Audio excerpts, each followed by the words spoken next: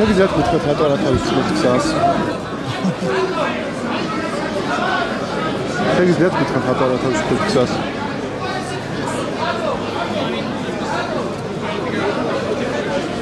პოლიციას არ მიუღია არანაირი ზომები პერიმეტრის ბლოკირებისათვის, არანაირი ზომები პარლამენტის წევრების და სახელმწიფოს მეთაურის უსაფრთხოების უზრუნველყოფისათვის, ასევე არის ანტისახელმწიფოებრივი ქმედება და პოლიცია გასული არის დღეს აი ამ კონკრეტულ მომენტში კანონის ფარგლებში. პოლიცია უნდა უზრუნველყოფდეს ამ ადამიანების მშვიდად, წესიერად, ყოველგვარი მათი შეურაცხყოფის ფიზიკური თუ სიტყვიერი შეურაცხყოფის გარეშე შემოსვლა სამ დარბაზში და აი ამ პროცესის ნორმალურად ჩატარებას.